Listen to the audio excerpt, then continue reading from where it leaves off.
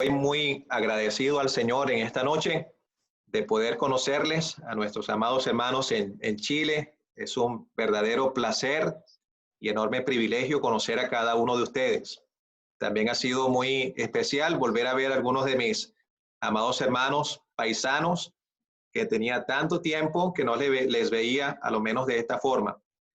Estoy, si se quiere, algo conmovido, hermanos. Me impresiona el mismo sentir de lo que los hermanos acá en Monterrey expresan, el tremendo deseo y anhelo de estar congregados como asamblea local y ver el mismo sentir allá en Chile, en Norteamérica, en Sudamérica. Y qué bueno que el Señor nos permite de esta manera compartir su propia palabra. Quisiera compartir con ustedes, hermanos, un tema que he estado disfrutando en estos días. Y ahí les comparto la pantalla, la enseñanza que vamos a ver en esta noche. Vamos a hablar un poquito acerca de un personaje que aparece en los Hechos de los Apóstoles. Es uno de los compañeros o primeros compañeros en la vida del apóstol Pablo. Estamos hablando, o quiero hablar acerca de Bernabé. Entonces, la lectura va a ser un poquito amplia, un poco larga, y me disculpan, voy a ver cómo resumo el tiempo. Quiero invitarlos a abrir en los Hechos de los Apóstoles para leer en el capítulo 4. Vamos a leer en Hechos capítulo 4, versículo 36. Hechos 4, versículo 36. Dice, entonces José, a quien los apóstoles pusieron por sobrenombre Bernabé, que traducido es hijo de consolación, levita natural de Chipre, como tenía una heredad, la vendió y trajo el precio y lo puso a los pies de los apóstoles. Ahora, capítulo 9, Hechos capítulo 9, versículo 26. Hechos 9, versículo 26. Cuando llegó a Jerusalén, trataba de juntarse con los discípulos, se está hablando de Saulo de Tarso, pero todos le tenían miedo, no creyendo que fuese discípulo. Entonces Bernabé, tomándole, lo trajo a los apóstoles y les contó cómo Saulo había visto en el camino al Señor, el cual le había hablado, y cómo en Damasco había hablado valerosamente en el nombre de Jesús, y estaba con ellos en Jerusalén, y entraba y salía. Ahora, capítulo 11, por favor, Hechos capítulo 11, versículo 19. Hechos 11, versículo 19, dice, ahora bien, los que habían sido esparcidos a causa de la persecución que hubo con motivo de Esteban, pasaron hasta Fenicia, Chipre y Antioquía, no hablando a nadie la palabra, sino a los judíos. Pero había entre ellos unos varones de Chipre y de Cirene, los cuales, cuando entraron en Antioquía, hablaron también a los griegos, anunciando el evangelio del Señor Jesús. Y la mano del Señor estaba con ellos, y gran número creyó y se convirtió al Señor. Llegó la noticia de estas cosas a oídos de la iglesia que estaba en Jerusalén, y enviaron a Bernabé que fuese hasta Antioquía. Cuando llegó y vio la gracia de Dios, se regocijó y exhortó a todos a que con propósito de corazón permaneciesen fieles al Señor, porque era varón bueno y lleno del Espíritu Santo y de fe. Y una gran multitud fue agregada al Señor. Después fue Bernabé a Tarso para buscar a Saulo, y hallándole, le trajo a Antioquía. Y se congregaron allí todo un año con la iglesia, y enseñaron a mucha gente, y a los discípulos se les llamó cristianos por primera vez en Antioquía. Para la siguiente es el capítulo 13, versículo 1. Había entonces en la iglesia que estaba en Antioquía profetas y maestros: Bernabé, Simón el que se llamaba Níger, Lucio de Cirene, Manaén el que se había criado junto con Herodes el tetrarca, y Saulo. Ministrando estos al Señor y ayunando, dijo el Espíritu Santo: apartadme a Bernabé y a Saulo para la obra a que los he llamado. Entonces, habiendo ayunado y orado, les impusieron las manos y los despidieron. Ellos entonces, enviados por el Espíritu Santo, descendieron a Seleucia y de allí navegaron a Chipre. Versículo 43, mismo capítulo, versículo 43. Dice, y despedida la congregación, muchos de los judíos y de los prosélitos piadosos siguieron a Pablo y a Bernabé, quienes hablándoles les persuadían a que perseverasen en la gracia de Dios. Versículo 50. Pero los judíos instigaron a mujeres piadosas y distinguidas y a los principales de la ciudad y levantaron persecución contra Pablo y Bernabé y los expulsaron de sus límites. Capítulo 14, versículo 12. Y a Bernabé llamaban Júpiter y a Pablo Mercurio, porque este era el que llevaba la palabra. El 14. Cuando lo oyeron los apóstoles Bernabé y Pablo, rasgaron sus ropas y se lanzaron entre la multitud dando voces. Me interesa la porción del versículo 24. Estamos en capítulo 14, versículo 24. Pasando luego a Pisidia, vinieron a Panfilia y habiendo predicado la palabra en Perge, descendieron a Atalía. De allí navegaron a Antioquía, desde donde habían sido encomendados a la gracia de Dios para la obra que habían cumplido.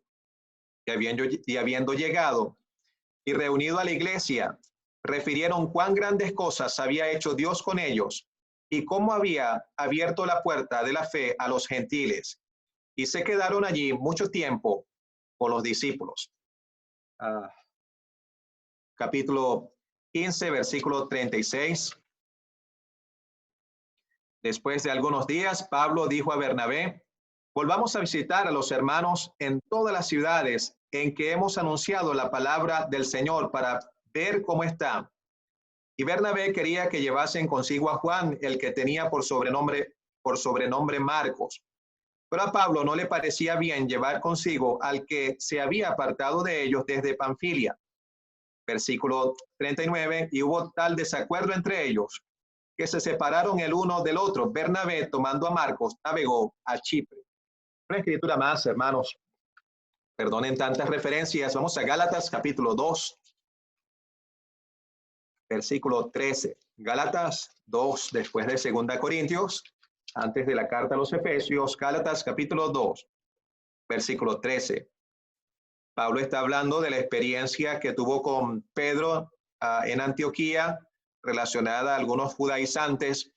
Versículo 13 dice, y en su simulación participaban también los otros judíos, de tal manera que aún Bernabé fue también arrastrado por la hipocresía de ellos. Hasta aquí está bien la lectura. Confiamos que Dios mismo prosperará su propia palabra. ¿Sabe? Algunos han llamado este libro de los Hechos de los Apóstoles el quinto evangelio.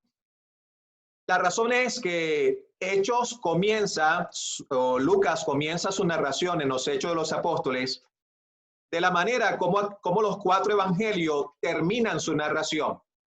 Mateo, Marcos, Lucas y Juan terminan sus escritos mencionando acerca de la resurrección, de la gran comisión de ir por todo el mundo y predicar el evangelio y del momento de la ascensión del Señor. Lucas comenzó su narración de los hechos en ese punto.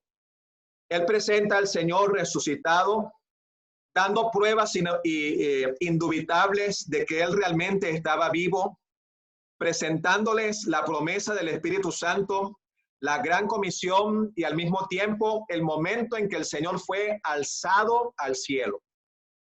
Eso debe humillar nuestros corazones. La contemplación del Cristo glorificado. Dice el apóstol a los Efesios, la supereminente grandeza del poder de Dios operó en Cristo, resucitándole de los muertos y sentándole a la diestra en la majestad en las alturas. La carta a los Hebreos dice que habiendo efectuado la purificación de nuestros pecados, se sentó a la diestra también. Entonces, estamos aquí porque Cristo es el centro de nuestra meditación y adoración. Porque Él está sentado en el trono. Y eso debe traer paz a nuestros corazones, saber que todas las circunstancias que estamos viviendo está siempre en las manos de aquel que tiene el control. La Biblia termina, el último libro de nuestras Biblias presenta el trono de Dios como un trono establecido en el cielo. Y en medio del trono, el Cordero de Dios. Él está en el trono teniendo el control. Pero hay tres cosas que vemos en líneas generales cuando estudiamos los Hechos de los Apóstoles. Primeramente, Hechos nos va a presentar la expansión del Evangelio. El Señor les dice en Mateo capítulo 28, toda potestad me es dada en el cielo y en la tierra, por tanto, id y haced discípulos a todas las naciones. La expansión del Evangelio. Los apóstoles sintieron esa tremenda comisión como de parte del Señor, una carga en el alma. El apóstol Pablo, sintiendo en esa misma comisión en su alma, él dice, ay de mí si no anunciare el Evangelio. Qué bueno saber que la iglesia de Dios, los creyentes y cada hermano en diferentes partes del mundo sienten en su alma el mismo llamado de Dios a seguir expandiendo el testimonio de la palabra de Dios, comenzando desde nuestras casas, comenzando desde nuestro vecindario, siendo testimonio en nuestro trabajo, en nuestras escuelas, la expansión del Evangelio. En segundo lugar, Hechos de los Apóstoles nos presenta la excelencia o las excelencias del Evangelio de Dios. Por eso Lucas se detiene para redactar algunos de los mensajes que los predicadores dieron al comienzo de la iglesia cristiana. Y vemos que este mensaje del Evangelio es excelente por los elementos que él presenta. El elemento principal del Evangelio es la persona de Cristo. Cuando presentamos el Evangelio, debemos presentar un mensaje. Dice el apóstol Pablo a los Corintios, os he predicado lo que asimismo recibí, que Cristo murió por nuestros pecados conforme a las Escrituras, y que fue sepultado y resucitó al tercer día conforme a las Escrituras. Eso nos presenta las excelencias del Evangelio que tenemos en nuestras manos. Es excelente por ese elemento vivificador que es el Señor Jesucristo. Es excelente por los efectos que el Evangelio presentó desde el momento en que se predicó la primera vez el día de Pentecostés. Hechos 2:41 vemos los efectos inmediatos de la predicación del Evangelio. Dice, los que recibieron su palabra fueron bautizados y se añadieron aquel día como 3,000 personas. Hechos 2:42, los efectos permanentes de la predicación del Evangelio. Perseveraban en la doctrina de los apóstoles, en la comunión unos con otros, en el partimiento del pan y en las oraciones. Y ojalá que cada asamblea local entienda la importancia de ese orden, el orden de la doctrina de los apóstoles, de la enseñanza, de la sana doctrina, de las sanas enseñanzas, tal como Dios la dejó en su propia palabra. La importancia de la comunión unos con otros. Y la comunión cristiana siempre está basada en verdades comunes. Por eso es que se menciona la doctrina de los apóstoles antes de la comunión unos con otros. Y luego la práctica del partimiento del pan y de las oraciones. Entonces, los efectos del Evangelio de Dios. Y en tercer lugar, es excelente ese Evangelio por el significado de él mismo. Evangelio significa las buenas nuevas de salvación. Es excelente por la singularidad de ese Evangelio. Hay un solo Evangelio. Gálatas capítulo 1 dice que si así un ángel del cielo o nosotros mismos predicamos otro Evangelio, dice el apóstol, sea anatema. Un Evangelio singular. Y en tercer lugar, también es excelente el Evangelio por la solemnidad del Evangelio propiamente. Es el mensaje de Dios. Y apreciado creyente, especialmente los hermanos varones, cada vez que usted predica el Evangelio, usted debe entender la solemnidad de ese mensaje. Entender la importancia que debe tener ese mensaje para el que está oyendo. Es un mensaje importante para Dios. Es un mensaje importante aún para los ángeles. Dice, hay gozo aún en el cielo, delante de los ángeles, por un pecador que se arrepiente. Y por eso nosotros como predicadores deberíamos tener, sentir o entender la solemnidad del mensaje del Evangelio. Entonces, estoy hablando en líneas generales. Hechos nos presenta la expansión del Evangelio. Hechos nos presenta la excelencia del Evangelio.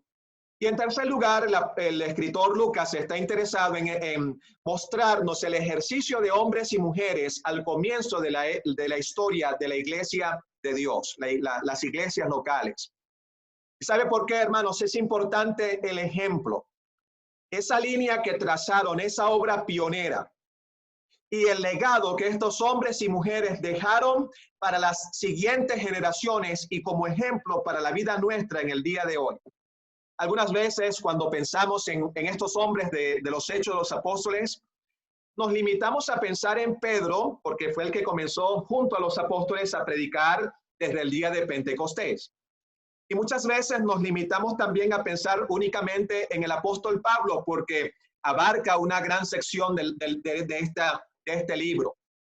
Pero hay otros que se mencionan en el libro que también traen tremendas lecciones, y lo que quisiera en esta noche no hablar de manera profunda, sino verdades sencillas, pero prácticas, elementales y de importancia para la vida de nosotros como creyentes. Entonces, entre estos hombres con ejercicio que nos dejaron ejemplo a seguir, se encuentra este hermano que la Biblia le llama Bernabé.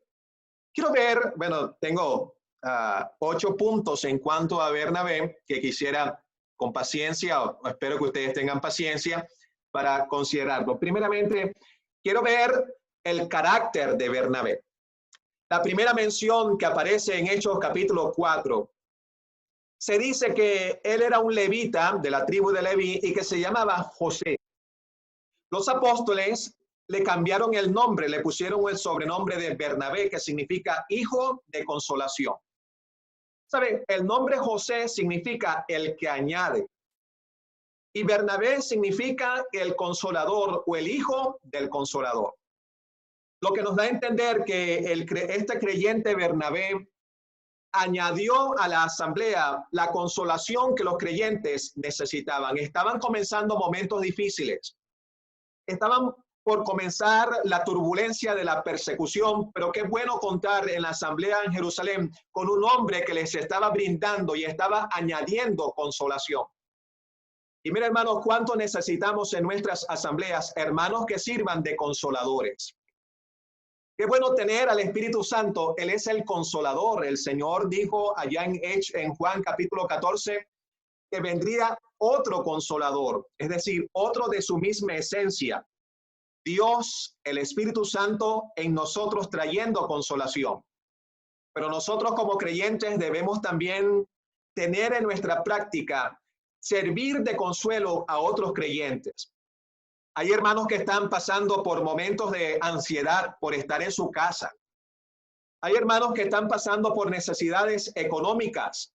Hay hermanos que pueden estar pasando por el desaliento o el desánimo. Necesitamos, hermanos, practicar ese ejercicio de Bernabé, de ser un consolador y de traer ánimo a cada creyente en nuestra localidad. Pero qué bueno que esa primera referencia que aparece de Bernabé, lo vemos a él dando, ofreciendo, ofrendando ante los apóstoles. Y eso nos da a entender de que era un hombre de un carácter generoso y con una liberalidad ejemplar. Y qué bueno, hermanos, en este momento tan apremiante que estamos viviendo en esta etapa, en este año, hace falta que también nosotros practiquemos eso en nuestras asambleas. Nos preocupa muchas veces, hay hermanos que no están trabajando, no pueden trabajar como deben. Hay hermanos que están pasando por diferentes necesidades, la propia asamblea, las necesidades de la obra en nuestra localidad. El Señor nos ayude a seguir ese ejemplo, tener un carácter consolador, tener un carácter generoso y practicar también la liberalidad entre el pueblo de Dios. Pero no solamente el carácter de Bernabé, la segunda, disculpen que ahí me equivoqué en una letra, la segunda cosa que quiero ver de Bernabé es su conexión. La siguiente mención de Bernabé está en capítulo 9, desde el versículo 26. Saulo de Tarso acababa de creer en el Señor. La única referencia que los discípulos en Jerusalén tenían de Saulo era un hombre cruel que los estaba persiguiendo hasta la muerte. El verles llegar ahora como cristiano, ellos no lo habían creído. Pero ¿cuál creyente fue el que sirvió para conectar a Saulo con el resto de la asamblea en Jerusalén? Precisamente Bernabé. Seguramente cuando él vio que Saulo estaba llegando, él había conocido de la experiencia de Saulo en Damasco, de la forma como él había hablado valerosamente del nombre del Señor, y él sabía, era un verdadero convertido, y él lo había traído ahora para conectarlo al resto de los creyentes. Eso es una referencia a que Bernabé era un hombre de experiencia en la obra.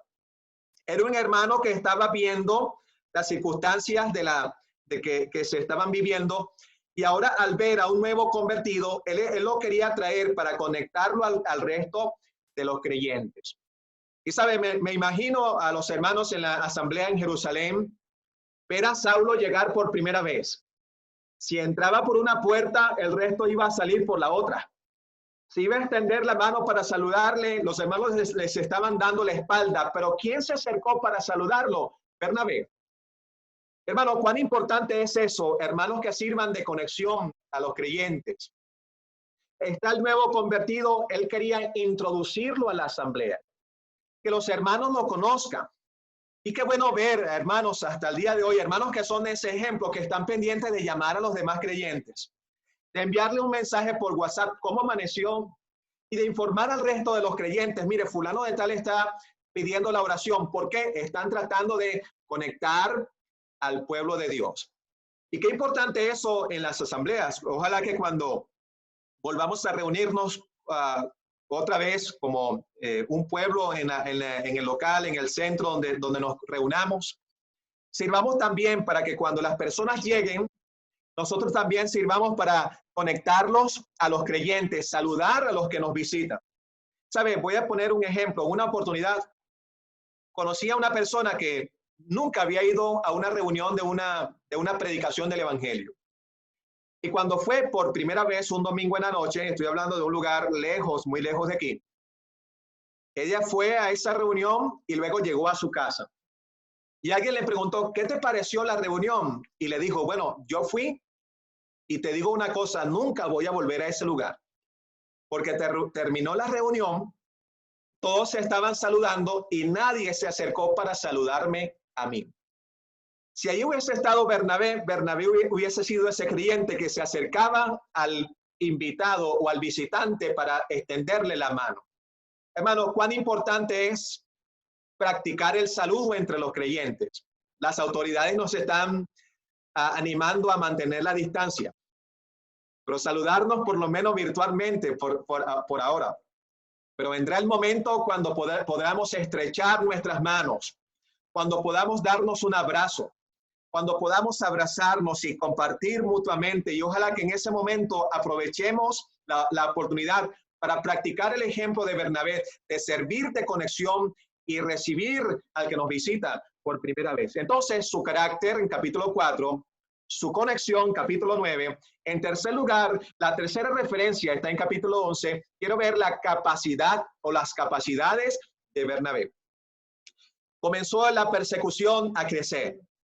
Creyentes de Jerusalén habían salido corriendo, perseguidos, dejando sus casas, sus herencias, su familia, porque los estaban buscando a muerte. Llegaron a diferentes lugares y especialmente hasta Antioquía. Cuando los hermanos en Jerusalén sabían que allá los creyentes que habían llegado estaban predicando la palabra de Dios, estaban compartiendo el mensaje, ¿enviaron a quién? Nada más y nada menos que a Bernabé. Hay tres cosas que vemos que Bernabé fue capaz de hacer al llegar a Antioquía para ver a los creyentes. Primeramente, Bernabé fue capaz de discernir la condición de los creyentes. Es decir, insisto, era un creyente maduro, con capacidad de discernimiento, que podía evaluar la condición espiritual de los creyentes, que podía dirigirles, enseñarles bien cómo conducirse en la vida cristiana, Y no solamente fue capaz de discernir la condición de los creyentes, de dirigirlos y animarlos a seguir creciendo y perseverando en el evangelio, sino también que fue capaz de dedicar tiempo. Se quedó todo un año allí con los creyentes. Y mira, hermanos, estamos rogando a Dios que en nuestras asambleas hayan hermanos que desarrollen esas mismas capacidades, que hayan hermanos maduros. Por ejemplo, cuando la Biblia habla del requisito de los ancianos, dice que no debe ser un neófito, es decir, no un nuevo convertido que no conoce la doctrina, sino un hermano que tenga madurez espiritual, que sepa discernir entre diferentes situaciones. No es fácil.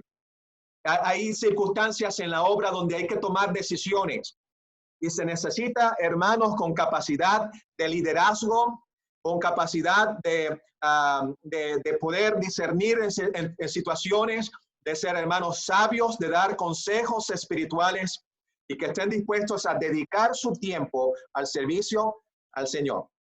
En cuanto al carácter de Bernabé, hay 3 características que se da en capítulo 11. Se dice que Bernabé era un hombre bueno. La palabra bueno allí en griego no significa nomás que hacía cosas buenas, como dar una limosna nomás, no. Es la bondad de carácter, o sea, era bondadoso intrínsecamente. Es decir, era un hombre que no tenía malicia, que no estaba con doblez o estaba con otras intenciones, no, estaba haciendo las cosas de corazón. ¿Por qué? Porque era de un carácter bondadoso. Segundo, se dice que era un hombre lleno del Espíritu Santo. Y eso nos hace pensar de que era un hombre controlado. Es decir, no se estaba dejando llevar por las emociones. Era un hombre sobrio, que no estaba, si venía alguna circunstancia, ¿sabe? Muchas veces nuestro carácter es frágil. Nos enojamos fácilmente. Decimos en México, fulano de tal es un enojón, es un peleonero.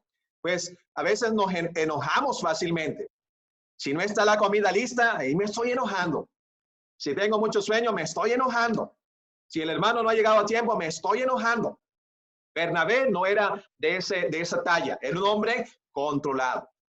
Y tercero, se dice que era un hombre de fe, es decir, un hombre de convicción. Necesitamos eso en nuestra asamblea. Hombres de carácter bondadoso, hombres de control y sobriedad, y hombres con verdadera convicción. ¿Sabe por qué? Porque cuando usted dice que tiene la convicción de algo, tarde o temprano será probado al respecto. ¿Y cómo va usted a reaccionar ante diferentes situaciones? Ese era Bernabé, su capacidad. En cuarto lugar, llegamos al capítulo 13 y vemos su comisión. Estaba trabajando en Antioquía y Dios estaba preparándolo a él como un vaso para llevar el evangelio a otras partes de aquel continente. Saber, voy a hacer un paréntesis, hermanos, para recordarnos que Dios no está levantando líderes rápido, no está improvisando líderes. Él había estado trabajando en Bernabé, desde aquel hombre generoso hasta ese hombre capaz. Dios estaba trabajando en su carácter hasta llegar al capítulo 13, cuando fue el mismo Espíritu Santo que les dice a los creyentes allí: apartadme a Bernabé y a Saulo para la obra a que los he llamado. Es muy probable que Bernabé era mayor en edad que Pablo. Tal vez esa referencia, tal vez, no estoy asegurándolo bien, tal vez el hecho de que es mencionado de primero en esa lista de capítulo 13, da a entender de que Bernabé tal vez era un hombre mayor que Pablo. Parece que el hermano Bernabé tenía capacidad de enseñanza, pero hay 2 puntos importantes para considerar en ese capítulo 13. Primero, él estaba ocupado entre el pueblo de Dios. ¿Qué estaba haciendo? Dice, ministrando estos al Señor. La palabra ministrar es servir. Y eso es lo que es la obra del Señor. Dice la Biblia, alguno anhela obispado, buena obra desea. La palabra obra significa trabajo. La obra del Señor es un trabajo, servicio. Por eso a algunos creyentes les gusta mucho utilizar la palabra liderazgo. Quiero ser el líder de la iglesia o los líderes de la iglesia. Pero en la Biblia, liderazgo es sinónimo de servicio, no de jerarquía, sino de servicio. Necesitamos entender que trabajar para el Señor es servir. Ejemplo de eso, el mismo Señor Jesucristo. Él dijo, no he venido para ser servido, sino para servir. La otra cosa que debemos entender en este llamado es que para poder cumplir esa comisión, Bernabé tuvo que dejar algo. Ellos dejaron todo para salir a la obra del Señor. Y mira, hermano, para ser un verdadero discípulo de Cristo, para poder cumplir la voluntad de Dios, tenemos que aprender a dejar algo en nuestras vidas. Cuando el Señor llamó a Simón y Andrés, ellos dejaron las redes. Cuando llamó a Jacobo y a Juan, ellos dejaron a su padre Zebedeo y a los jornaleros. Cuando llamó a Leví, dejándolo todo, le siguió. Aquí está Pablo y Bernabé dejándolo todo para salir a la obra del Señor. Y mire, apreciado creyente, usted no va a hacer la obra efectivamente hasta que usted no deje algo en su propia vida. Hay cosas que necesitamos soltar. En algunos casos, a veces tenemos que soltarnos o desprendernos de nuestro propio ego, de lo que a mí me gusta, de lo que me atrae, de lo que me sirve. Algunas veces necesitamos desprendernos de algo que nos afecta en cuanto al pecado. La Biblia dice, despojándonos de todo peso y del pecado que nos asedia y corramos con paciencia la carrera que tenemos por delante. Yo quiero preguntarle allí, apreciado creyente, ¿dónde está en su casa? ¿Tiene algo que dejar? Dios sabe que sí. Necesitamos soltar. También la iglesia en Antioquía tuvo que soltar, por eso la figura de la embarcación allí a la izquierda, porque cuando dice y les despidieron o les dejaron ir, la idea es que les soltaron los cabos, las amarras. Es como una embarcación cuando le sueltan las ataduras, los cabos, el amarre, y lo dejan ir. ¿Sabe? Allá en Venezuela, cuando trabajaba, mi trabajo era con barcos. Y una de las cosas que más me impresionaba y me disfrutaba era ver zarpar a un barco. Ese momento cuando el muelle queda a solas. Y cuando le sueltan las amarras a la embarcación y aquel barco se va al horizonte. Eso fue lo que pasó con Pablo y Bernabé. Los creyentes les despidieron, les soltaron las amarras y ahora con libertad estaban sirviendo al Señor, sintiendo una gran comisión. Hermanos, esa comisión todavía está vigente. Dios todavía está llamando a hermanos y dice el Señor, la mies a la verdad es mucha. Los obreros son pocos. Rogad al Señor de la mies que envíe obreros a su mies. Hay una gran comisión, pero también hay algo que dejar. ¿Será que hay algo en tu vida que necesitas dejar? El Señor nos ayude a ocuparnos entre el pueblo de Dios, sirviendo, ocupados, y estar dispuestos a renunciar a nosotros mismos. El Señor dice, si alguno quiere venir en pos de mí, niéguese a sí mismo y tome su cruz. El quinto punto, después de ser encomendados, ahí estaba Bernabé y su compañerismo. ¿Sabe? Pablo en sus cartas, él hace mención a algunos compañeros. Y Pablo me conmueve mucho ver cómo él dedica tiempo a describir el compañerismo de algunos creyentes. Por ejemplo, él habló de Tito en 2 Corintios y él lo describe como un hombre colaborador y compañero. El primer compañero en su primer viaje misionero fue Bernabé precisamente. Desde capítulo 13 hasta capítulo 5, ahí está el mapa más o menos de su primer viaje misionero. Pasaron por diferentes circunstancias, pasaron por diferentes pruebas, fueron sacados de ciudades, fueron malinterpretados, fueron criticados. Pero estos dos compañeros, sin estar peleando entre ellos, sin sentir ninguna superioridad entre ellos, estaban sirviendo al Señor como verdaderos compañeros. ¿Qué es un compañero?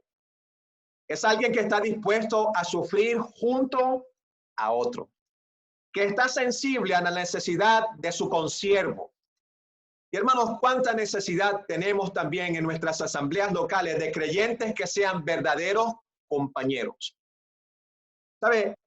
dije que Pablo mencionó la palabra colaborador y compañero. Hay creyentes que son colaboradores. Bueno, ellos limpian el local, ayudan en la predicación. Eso es colaborar. Pero querido creyente, apreciada hermana, ¿está siendo usted un verdadero compañero? Que está dispuesto a escuchar cuando otro le quiere hablar, cuando otro quiera desahogarse, cuando quiere platicar, cuando está pasando por alguna prueba, pues estamos dispuestos nosotros a poner el hombro para abrazarlo y estar como si fuese sufriendo juntamente con esa persona. A veces queremos ser compañeros en la buena. Cuando a fulano le va bien, cuando está ganando dinero, eso sí es mi compañero. Pero cuando estamos viendo que está pasando por pruebas tan fuertes y difíciles, le damos la espalda. Pero así no era Bernabé. Bernabé fue un verdadero compañero en el primer viaje misionero. El compañerismo en la vida cristiana. El sexto punto que vemos de Bernabé, su cumplimiento en su obra.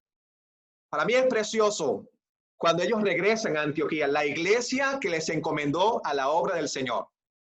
Es escritural, es bíblico que un siervo del Señor regrese a su asamblea, la cual le encomendó a la obra del Señor, para dar un reporte misionero en cuanto a lo que ha hecho o en cuanto a lo que Dios ha hecho por medio de él en su servicio. Pero hay un versículo 26 de capítulo 14. Ellos regresaron a Antioquía y hablaron, pero me encanta esa expresión del versículo 26, para la obra que habían cumplido. Un creyente cumplido. Había hecho todo lo que el Señor le encargó. Miren, hermanos, muchas veces, y hablo con libertad, pues no conozco las circunstancias que viven allí, pero tantas veces, a veces nos piden hacer algo y lo hacemos a media. Comenzamos a ayudar en la escuela bíblica y a mitad de año ya no sigo. Comienzo a visitar a los creyentes y ya no sigo. Comienzo a evangelizar y a repartir literatura y luego no sigo. Bernabé cumplió su obra. Apreciados hermanos, Dios está pesando nuestro servicio. ¿Será que cuando lleguemos al tribunal de Cristo allá en el cielo, recibiremos la alabanza del Señor? Ven, buen siervo y fiel, en lo poco has sido fiel, en lo mucho te pondré, entra en el gozo de tu Señor. Ellos cumplieron su labor. Llegaron para reportar y mostrarle a los creyentes cómo Dios había obrado. Si hiciéramos una parada en nuestras vidas, si nos pidieran cuenta de lo que hemos hecho hasta el día de hoy, allí en su asamblea, querido creyente, ¿es usted un creyente cumplido? Qué lástima, ¿verdad? Tristemente, a veces hemos escuchado o visto a creyentes que con que prácticamente no se puede confiar o contar, mejor dicho. Si vamos a limpiar el local, sabemos que va fulano y la hermana tal. Si vamos a repartir literatura, ya sabemos que contamos con fulano y fulano. Y quede allá aquel creyente. Nunca viene. O viene una vez y no vuelve más. O camina una cuadra, pero ya no va dos. Bernabé era un creyente cumplido. La última cosa en cuanto a Bernabé, quiero ver su compasión. Iban a salir a su segundo viaje misionero.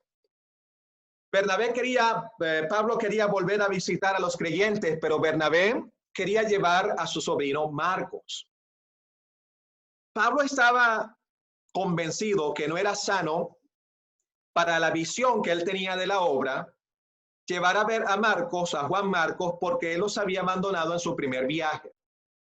Saben, aquí no es para juzgar ni a Pablo ni a Bernabé. Yo creo que la diferencia es que ambos tenían una visión distinta del proyecto que querían cumplir. Pero quiero pensar en Bernabé, sin detenerme más, en un creyente compasivo. Él sabía que Marcos había fallado, se había devuelto, no había sido constante, no había sido cumplido en su primera misión. Pero él no está poniendo el dedo en la llaga de Marcos y decirle, mira, tú eres un creyente carnal y tú no sirves y ya sabes, no puedes hacer nada. Porque estoy viendo a un creyente que tiene compasión de su sobrino. y que está dispuesto a mostrar esa gracia de Dios y está dispuesto a extenderle la mano y a ofrecerle la oportunidad de ser su compañero otra vez.